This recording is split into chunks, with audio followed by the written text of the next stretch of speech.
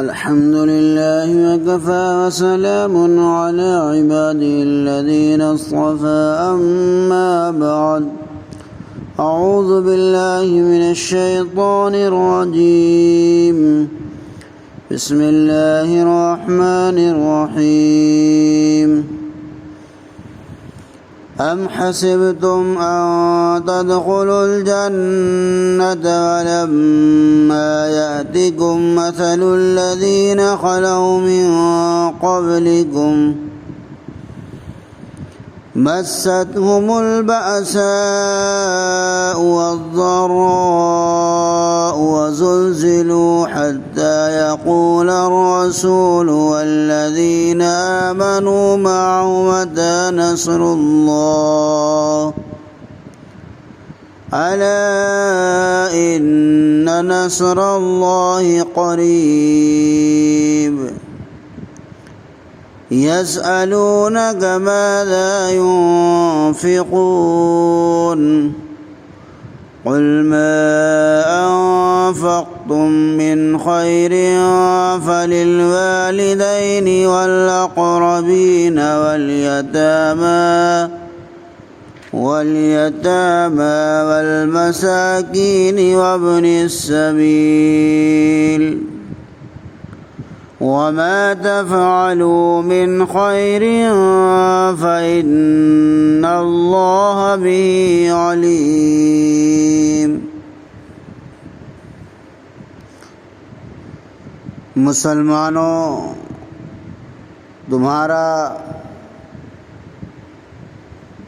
تمہارا خیال ہے کہ تم آزمائشوں سے گزرے بغیر جنت میں داخل ہو جاؤ گے؟ جن سے تم سے پہلے کی امتیں گزر چکی ہیں، ان کو تنگی اور سختی پیش آئی اور وہ ہلا ڈالے گئے، یہاں تک کہ رسول اور ان کے ساتھ ایمان لانے والے بول اٹھے کہ کب اللہ کی مدد آئے گی۔ ان سے کہا گیا، سن لو، یقیناً اللہ کی مدد قریب ہے۔ لوگ آپ سے دریافت کرتے ہیں کیا خرچ کریں؟ آپ کہہ دیجئے کہ جو کچھ بھی تم مال خرچ کرو وہ والدین، قرابت داروں، یتیموں، مسکینوں اور مسافروں کا حق ہے، اور تم جو بھی نیکی کرو گے اللہ اس سے خوب واقف ہے۔ اس آیت کے شان نزول کے متعلق دو روایات ہیں۔ ایک تو یہ کہ یہ آیت غزوہ خندق، جس کو جنگ احزاب بھی کہتے ہیں، کے متعلق نازل ہوئی ہے، جبکہ صحابہ کرام کو مشقت، تکلیف، دشمن کا خوف، موسمی سردی اور تنگ دستی چاروں طرف سے گھیرے ہوئے تھی۔ دوسری روایت یہ ہے کہ جنگ احد کے متعلق نازل ہوئی کیونکہ نبی کریم صلی اللہ علیہ وسلم مع صحابہ کرام کے جب مکہ سے ہجرت کر کے مدینہ منورہ تشریف لائے اور اس طرح خالی ہاتھ مدینہ آئے کہ کل مال و اسباب مکہ ہی میں رہ گیا، جس پر کافروں نے قبضہ کر لیا، تو حضرات صحابہ کو بڑی دشواری اور تکلیف کا مقابلہ کرنا پڑا۔ پھر مدینہ پہنچ کر تنگ دستی اور افلاس میں بھی اطمینان نصیب نہ ہوا۔ ایک طرف مدینے کے یہود مخالف تھے اور ہر وقت نقصان پہنچانے کے کوشاں تھے، پھر کچھ منافقین تھے جو بظاہر دوست مگر دل سے دشمن، پھر مکہ کے کفار کے حملوں کا خوف۔ اس وقت صحابہ کرام کو تسکین اور اطمینان دلانے کے لیے یہ آیت نازل ہوئی۔ اس آیت کریمہ میں فرمایا کہ متی نصر اللہ، کہنے کا مطلب کیا ہے؟ انبیاء علیہم الصلاۃ والسلام اور مومنین کا متی نصر اللہ، اللہ کی مدد کب ہوگی، اس طرح کہنا نعوذ باللہ کسی شک کی وجہ سے نہ تھا، بلکہ وجہ یہ تھی کہ وقت امداد اور غلبہ مقابلہ مخالفین میں ان حضرات کو یہ نہ بتلایا گیا تھا کہ ابہام وقت سے ان کو جلدی ہونے کا انتظار رہتا تھا۔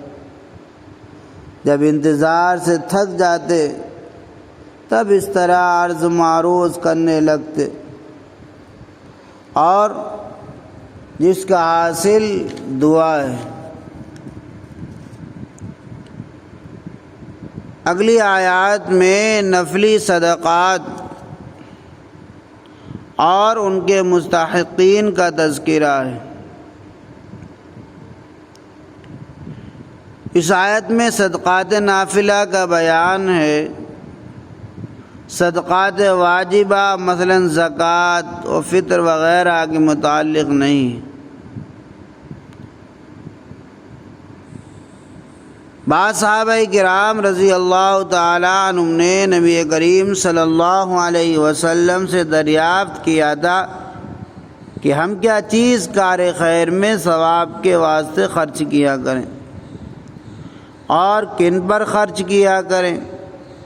اس پر یہ آیت نازل ہوئی، اس میں نبی کریم صلی اللہ علیہ وسلم کو خطاب کر کے فرمایا گیا، جواباً آپ مسلمانوں سے کہہ دیں کہ تم اپنی نیک کمائی اور پاکیزہ دولت میں سے جو بھی کچھ اللہ کے لیے خرچ کرنا چاہو اس کے مستحق ماں باپ، رشتہ دار، یتیم یعنی بے باپ کے بچے، مساکین اور مسافر ہیں۔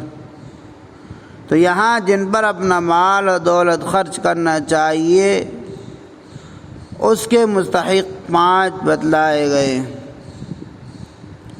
سب سے پہلے ماں باپ کی خدمت میں خرچ کرنا چاہیے، جو اولاد کے وجود ظاہری کا سبب بنے اور اولاد کو نہایت شفقت و محبت سے پالا پوسا۔ دوسرے والدین کے بعد رشتہ دار ہیں کہ جن پر خرچ کرنا چاہیے تاکہ صدقہ اور صلہ رحمی دونوں جمع ہو جائیں۔ تیسرے پھر یتیموں کا حق ہے، کیونکہ کوئی ان کا کفیل اور ذمہ دار نہیں اور کم عمر ہونے کی وجہ سے خود کمانے کے قابل نہیں۔ چوتھے اس کے بعد عام محتاجوں اور مساکین پر خرچ کرنے کو کہا گیا جو کما نہیں سکتے۔ پانچویں عام محتاجوں کے بعد مسافروں پر خرچ کرنے کا حکم دیا گیا، جو اپنے وطن اور عزیز و اقارب کے سے دور ہونے اور زاد راہ ختم ہو جانے کی وجہ سے فقیر ہو گئے۔ محترم سامعین، یہاں آیت میں مستحقین کے بیان کے بعد یہ بھی فرما دیا گیا کہ وَمَا تَفْعَلُوا مِنْ خَيْرٍ فَإِنَّ اللَّهَ بِهِ عَلِيمٌ، کہ جو کچھ نیکی تم کرو گے اور حلال کمائی اور پاک مال سے راہ خدا میں صرف کرو گے، اللہ تعالیٰ اس سے بخوبی واقف ہیں۔ تمہارا خرچ کیا ہوا ضائع نہ جائے گا، اس کی جزا اور ثواب یقیناً ملے گا۔ دعا کیجئے کہ اللہ تعالیٰ ہم کو صحابہ کرام کے طفیل میں ہم کو بھی دین پر استقامت نصیب فرمائے اور اعدائے دین کے مقابلے میں ہم کو نصرت و کامیابی عطا فرمائے اور انجام کار دشمنان دین کو ذلیل اور خوار ناکام فرمائے۔ آمین۔ وآخر دعوانا الحمد للہ رب العالمین.